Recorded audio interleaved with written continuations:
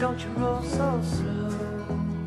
J'adore les pommes. Pardon, je mange un quartier, mais après je te Mais promets que je vais vas-y, plus. mais il en reste encore plein. Il y en a plein, il y en a plein. Il y a plein de pommes. J'adore ça. J'ai rarement vu quelqu'un couper de l'ail aussi bien. C'est incroyable. Des années d'expérience. C'est un truc qui m'a toujours fait rêver Couper de l'ail? chez les chefs dans ça, là. Ah oui. Gauthier, vous, quand vous racontez que vous allez vous installer à Vienne, vous avez quoi, 18 ans? Oui, c'est ça, 18-19 ans. Tout ça parce qu'il y a un prof super. Donc je suis parti pour voir ce pédagogue, immense violoncelliste et très grand pédagogue, Heinrich Schiff, en Autriche. Vienne, c'est une immense capitale pour la musique. C'était la chance de découvrir cette ville qui a par la suite été très importante pour moi dans ma carrière, puisque encore aujourd'hui, Vienne comme Paris sont les deux villes dans lesquelles je joue le plus. Assez vite, on vous demande un peu partout. Et du coup, je ne sais pas comment on devient une tête d'affiche quand on est violoncelliste. Il n'y a pas eu un élément déclencheur qui, du jour au lendemain, comme parfois on a dans certaines carrières de variété où il y a un concert ou un disque et paf, la carrière est lancée. Festival de la crevette. Une immense tournée, voilà, comme le Festival de la crevette. Il y a eu, en tout cas au début, très clairement, j'ai eu la chance de faire mes premiers concerts avec mon frère, qui m'a aspiré. Lui, il avait 5 ans d'avance sur ses concerts. Ça a été une immense chance. J'ai eu ensuite la grande chance de rencontrer des chefs d'orchestre, des grands musiciens qui m'ont fait confiance, qui m'ont fait faire mes débuts avec quasiment tous les grands orchestres au monde. L'Orchestre Philharmonique de Berlin, l'Orchestre Philharmonique de Vienne, le Philharmonique de New York, Chicago, Amsterdam. Et d'ailleurs, quand on joue avec son frère, dont vous dites, bah voilà, je l'admire, etc., comment ça se concrétise? Comment on s'organise pour avoir une carrière solo, une carrière à deux? À cette époque, on était les meilleurs amis. C'était un privilège, c'était le rêve de pouvoir jouer tous ces concerts ensemble. C'était d'une facilité extraordinaire, jusqu'à un jour où je pense qu'on a eu besoin d'ouvrir son propre chemin. Et je pense que moi aussi, en tant que petit frère, j'ai eu besoin peut-être aussi qu'on m'écoute d'une certaine manière. C'était important pour moi de pouvoir développer ma propre voix. Et ce qui est incroyable, c'est qu'au moment où vous décidez de faire des choses un peu seul, dès le début, à l'âge de 20 ans, vous obtenez une victoire de la musique. Voilà, on s'envole, le monde s'ouvre à nous, c'est extraordinaire. Je savoure ça, et de l'autre côté, toujours avec cette responsabilité de se dire je ne dois pas non plus décevoir. Quand même toujours une part de soi qui se demande si on mérite vraiment. Quand vous racontez ce parcours, on a la sensation qu'il n'y a pas d'obstacle. En fait, pour moi, le principal obstacle, c'est les heures et les heures et les heures et les heures. Ça, c'est un obstacle qu'il faut franchir, bien sûr. Non, parce que ça, c'est pas un obstacle, ça fait... Mais est-ce qu'il y a des déceptions dans tout ça? Parce que là, on raconte les débuts, bien sûr. Non, mais il y a eu des déceptions, il y a eu... Mais quel genre de déception? Quel genre d'obstacle? J'ai raté... Vous voyez ce que je veux dire? J'ai raté un grand... C'est énervant, il est énervant. Non, c'est pas vrai, j'ai raté... Mais des larmes, J'ai raté, bah, donne-moi des oignons. Il nous faut des échecs. On a tous des échecs. On a il n'y a pas d'échecs. Honnêtement, à ce Si, stade. mais il y a des échecs, ça dépend ce qu'on appelle un échec. J'ai raté un concours, j'ai eu un 2e prix à un autre concours. Voilà, j'ai aussi raté des concours et on apprend. Après, j'ai traversé une période qui a été très difficile. Bon, Quand même. Jérémy est Arrêtez tout. Jérémy a rassuré. Il y a 11 années, je me souviens, j'avais fait un tour du monde. J'étais aux États-Unis d'abord, après en Asie. Et je commençais à m'évanouir dans les avions. Je suis évanoui dans le hall d'un hôtel. Jusqu'au jour, lors d'un concert, il y a eu une micro-hésitation dans un passage. Quelque chose que, j'en suis convaincu, personne n'a entendu. Mais pour moi, ça a été un espèce de détonateur. Et ça a créé une secousse extrêmement forte. Je me souviens de cette tournée qui a commencé magnifiquement et qui s'est terminée dans une immense souffrance, parce que des œuvres que je connaissais si bien et pour lesquelles j'avais jamais eu le moindre trac, je me retrouvais tétanisé à ne pas pouvoir rentrer sur scène. Et je me souviens de nuits entières, j'étais en Corée du Sud. Je me souviens très bien, j'étais sur le balcon de mon hôtel et je voyais pas la sortie. Je me disais, comment je vais faire demain? Je ne pourrai pas jouer. Et je me revois avoir envie de jeter le violoncelle par la fenêtre, se disant comment je peux sortir de là? J'étais tétanisé. Et en fait, ça a duré 3 ou 4 mois extrêmement difficiles où chaque concert a été une véritable lutte. Mais jusqu'au moment où je rentrais sur scène, j'en dormais pas de la nuit. Je ne savais pas comment j'allais pouvoir faire. Ce qui a été incroyable, c'est que personne ne s'en est aperçu. Ah! C'est dingue. T'as vécu ça Alors tout pour vous, seul. c'était une évidence que c'était pour moi, ça a été qu'elle se voyait dans votre tête. Pour moi, ça a été extrême. Les premières semaines et mois ont été extrêmement difficiles. C'est pour ça que moi, j'ai associé ça à un burn-out. Et j'ai réussi à le transformer en force. Et chaque concert, j'avais l'impression que je gagnais 1% de confiance. Ça a été très, très long de regagner cette confiance en soi qui permet au final de rentrer sur scène, ou même si on a le trac. Mais je me permets de rebondir sur ce que tu dis parce que je vis un phénomène très particulier depuis quelques mois sur scène. Je suis en train de jouer et à des moments, en fait, j'arrive plus à être juste dans ce que je suis en train de faire. Je suis en train de me dire quelle est ma phrase d'après. Et c'est donc une peur qui est totalement incohérente. Mais depuis ça, quand j'arrête de jouer pendant plus de 2-3 semaines, j'ai cette sensation qui revient de je ne vais pas y arriver. C'est psychosomatique, en fait. Ça te parle de quelque chose que tu refuses d'entendre et que tu sais qui se passe, mais que tu refuses. Tu refuses la musique qui vient de toi, en fait. Écoute ton corps murmurer si tu ne veux pas l'entendre crier. Ouais. Cette phrase, elle m'a marqué. Puis regarde, ça, j'ai essayé de faire un cœur. Oh, Je voulais juste vous... Je suis comme une petite fille à ta vue. C'est beau, hein? Vous aimez un petit croûton à l'ail avec un peu d'ail, d'huile Ah, d'olive? j'adore. On se fait ça? Jérémy Ferrari. J'ai laissé un suspense insoutenable tout à l'heure, parce qu'on racontait cet enfant qui n'a pas trouvé sa place à l'école, mais qui l'a trouvé sur scène, vraiment, à l'adolescence, et qui accepte le deal avec sa maman, qui dit si tu vas à Paris, tu fais le cours Florent. Vous êtes pris au cours Florent. Et assez rapidement, vous écrivez un premier spectacle que vous allez jouer, vous allez louer une salle. Ça coûte 150 € par soir, la salle. Avec les gens que j'ai dans la salle, j'arrive à juste rembourser à peu près la salle, quoi, qu'on perde pas vraiment d'argent. Mais bon, je joue devant. Alors, il y a des soirs, je joue devant 4 personnes. Des soirs, c'est génial, j'ai 22. Qu'est-ce qu'on ressent quand on joue devant 4 personnes? Honnêtement, je me disais, c'est normal, c'est le chemin. Et je vais même vous dire, je me trouvais pas assez bon pour mériter plus. Je me disais, bon, ce que je fais, c'est pas terrible, mais il faut que je le fasse pour m'améliorer. Donc, du coup, j'y allais, je donnais le maximum. Je me disais, de toute façon, il n'y a que comme ça que ça va marcher. Et je retravaillais. Alors après, j'ai écouté tous les conseils, tu sais, les conseils des gens. Alors l'audace, j'ai essayé l'audace. Il faut être dans l'audace si tu veux réussir. Alors je suis allé, j'ai toqué aux portes des producteurs avec mes cassettes, mes CD. Les mecs m'ont regardé comme ça. Mais ils me prenaient des fois par politesse, j'avais jamais de nouvelles. Et le pire, c'est que j'étais pas pris non plus au truc des humoristes débutants. C'est ça qui était dur pour moi, c'est que on ne me fait rien faire. Il y a beaucoup de plateaux dans Paris, il y a beaucoup de trucs, et je suis pris pratiquement jamais. C'est sur 100 trucs possibles, j'en fais 2, quoi. Et vraiment à la force de s'il vous plaît, s'il vous plaît, s'il vous plaît. Et là, il y a plein d'êtres humains qui se seraient arrêtés. Ouais. Pas vous. Mais pour faire quoi? Non, c'est ça. J'ai Qu'est-ce pas de que vous voulez que je fasse d'autre?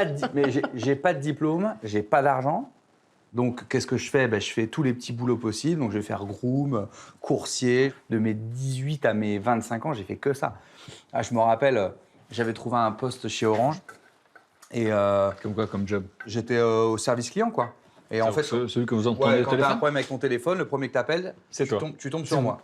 Et on avait un pourcentage sur les ventes. Donc, genre, je dis n'importe quoi. Sur un téléphone, je gagnais 2 €. Un forfait SMS, je gagnais 30 centimes. Mais moi, je lui disais, attends, j'ai 80 appels par jour. Si je gagne 2 € par appel, ça fait 160 €. Alors, mon chef de l'époque, il me dit, oui, mais bon, tu feras jamais ça. Ah, j'ai fait largement ça. Je suis arrivé à des taux, mais par contre, j'étais sans pitié. Je conseillais très bien, c'est-à-dire j'ai jamais vendu un truc que le client n'avait pas besoin, mais par contre, j'entendais un bébé pleurer, je disais « Ah, vous venez d'être papa, mais moi aussi !» J'ai T'as joué tous les rôles. J'ai tout fait. Oh non! J'adore les J'ai tout fait. réactions d'Isabelle. Ah ben Mais- bravo, ça c'est l'instinct de survie. Et donc, pourquoi je dis ça? Parce qu'un jour, ma mère, elle me dit « Bah, c'est super, là, faut que tu leur demandes un CDI, là. » Et je me rappelle de cette phrase parce que je me dis « Putain, putain, elle y croit plus, quoi.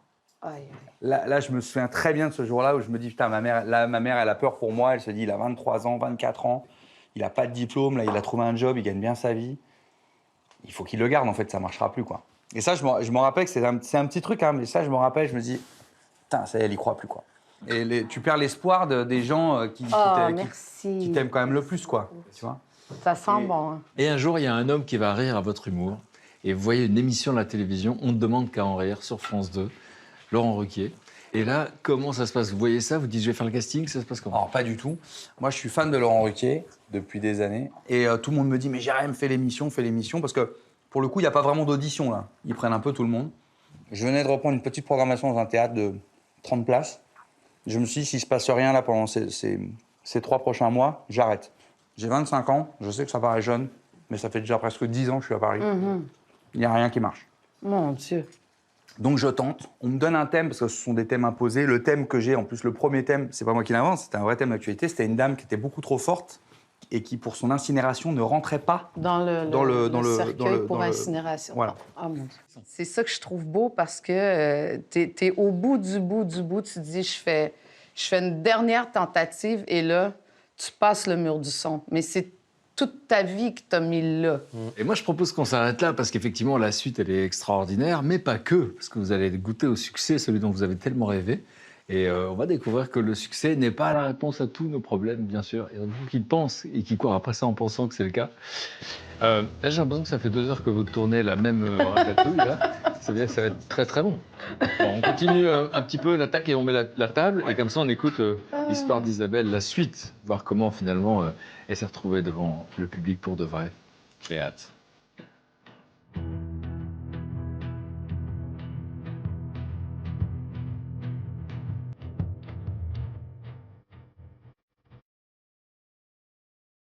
Oh là là! Magnifique. C'est rempli de promesses.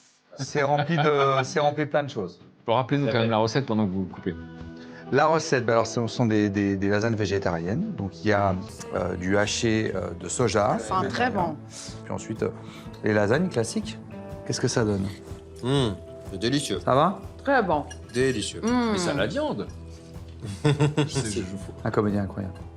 Je fais la première partie à Bercy. Isabelle Boulay, vous avez la générosité de nous raconter le début de votre existence, qui était assez chaotique. Vous avez été secoué, comme vous dites à un moment donné. Vous décidez de vous émanciper, vous partez à la ville, vous partez dans la ville de Québec, et vous allez passer comme ça plein de concours que vous gagnez très souvent. Et Ouais. 2 ans plus tard, Luc Plamondon vous choisit pour faire pour jouer Marie-Jeanne. dans Starmania. Ouais. Marie-Jeanne. Marie-Jeanne, c'est le personnage de Starmania duquel je me sentais la plus proche. Et parmi les chansons de Marie-Jeanne qui sont hyper connues, il y a quoi? Le Monde est Stone, Stone. Le Monde est Stone, Les uns contre les autres, Ziggy. Ziggy, Que des trucs. toutes les... En fait, c'était les plus belles chansons du spectacle. Donc, pour moi, ça a été un rêve absolu et ça a été une de mes plus belles expériences d'interprète. D'un coup, ça, c'est une énorme exposition. Donc là, on va dire que les maisons de disques vous font confiance pour faire un premier album. Oui, mon premier disque est sorti en 96. Et après, j'ai fait un autre album qui s'appelle État d'amour, qui est sorti en 98, sur lequel il y avait Je t'oublierai, Alors le destin, lui, il va s'accélérer avec l'album qui suit.